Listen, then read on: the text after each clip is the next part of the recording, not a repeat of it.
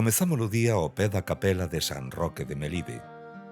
Aínda que foi reconstruída no ano 1949, conserva a súa portada orixinal de transición entre o románico e o gótico. A carón da igrexa atopámolo que Castelao sinalaba como o cruceiro máis antigo de Galicia, do século XIV. Saímos da vila pola praza do convento, onde podemos facer unha parada para visitar a igrexa de San Pedro e a Casa do Concello. A etapa doxe está marcada polos 33 kilómetros de camiño. Con escasos desniveis e cun trazado continuo, a súa lonxitude será a maior dificultade que imos atopar. Avanzaremos por longas pistas forestais, montes e pradeiras, onde continuaremos desfrutando da natureza e da paisaxe galegas.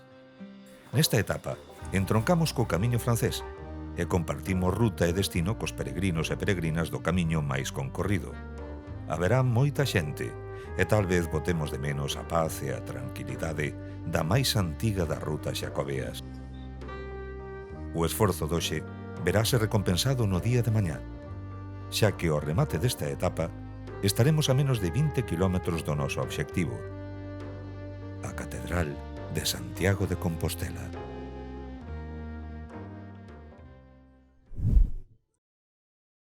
El sentido para mí del camino es eso, la sensación de libertad, el conocimiento de gentes y agruparse con gentes que normalmente no... O sea, va un médico, va un militar, va un camionero, va un no sé qué, y todo el mundo es igual. O sea, el camino para mí igual a la gente, el objetivo es el que es, cada uno se lo marca con arreglo a sus cuestiones físicas y a sus historias, pero unifica a la gente. O sea, es un camino, y sobre todo, no te digo, si, con extranjeros.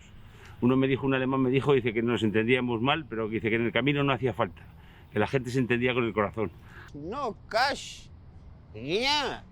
Et on démarrait, et on start, camino, Bordeaux. Psh, psh, psh. Et un jour en Santiago, donc en vérité, impossible de faire de faire camino sans cash. Parce qu'en Montréal, on l'a. Donc, buen camino. C'est possible. Si là, si tête en tête va bien, it's good. Corazon, c'est tête. S'il faut marcher, il faut marcher. Et de jour en jour, Dieu, il te donne la force. Il faut y croire, c'est tout. I'm a little calmer for having been on the Caminos. I think it does teach some patience. And I think that's really good, patience and acceptance. You know, you accept the things that are in your life. I think most people go onto the Camino in some sort of a transition. They're between relationships, they're between school and work, they're between different careers, they've lost a partner. You know, a friend of mine hiked it who lost a child, but they're all having to come to some acceptance of where they are in life and maybe some peace about where they might be going. And I think that's what you get out of the Camino. Pues mira, nosotros decidimos hacer el camino, en verdad un poco improvisado.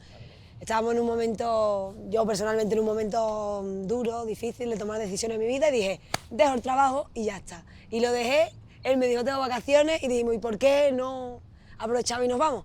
Así que aquí, nos compramos un vuelo, nos fuimos a Barcelona y de Barcelona aquí.